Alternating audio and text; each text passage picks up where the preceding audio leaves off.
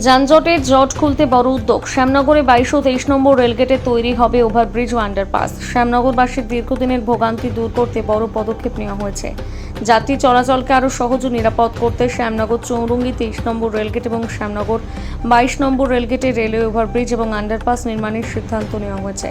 রাজ্য সরকারের উদ্যোগে এবং নোয়াপাড়া বিধানসভার বিধায়কের তত্ত্বাবধানে গারুলিয়া পৌরসভার পৌর পরিষদ সদস্য সুনীল সিং, কুন্দল সিং, সমীরেন্দ্র কৃষ্ণ সাহা, গৌতম বসু বিধায়কের প্রতিনিধি হিসেবে রেল ও পৌরসভার আধিকারিকদের সঙ্গে নিয়ে সংশ্লিষ্ট এলাকা পরিদর্শন করেন।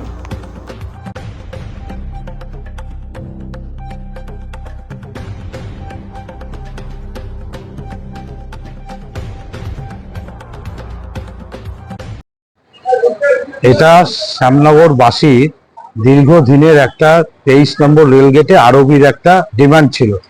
যেহেতু এত লোক যানজটের মধ্যে সাধারণ মানুষ পড়ে যে আজকে এপারের লোক ওপারে যেতে গেলে 1 ঘন্টা সময় লেগে যায়, বা ওপারের লোককে এপারে আসতে গেলে 1 ঘন্টা সময় লেগে যায়। এটা আরোহীর যে সমস্যাটা আমাদের মাননীয় ক্যাবিনেট মিনিস্টার, নোয়াপাড়া বিধানসভার বিধায়ক অর্জুন সিং এর ইচ্ছার ইয়েতে, ওনার প্রচেষ্টায় এই আরবিটা স্যাংশন হয়েছে এবং 23 নম্বরও আরবি স্যাংশন হয়েছে।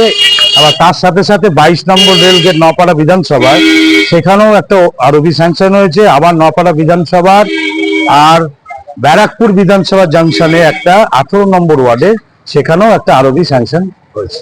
তার আজকে এই আরবি যে স্যাংশন হয়েছে তার আজকে ইন্সপেকশন হলো।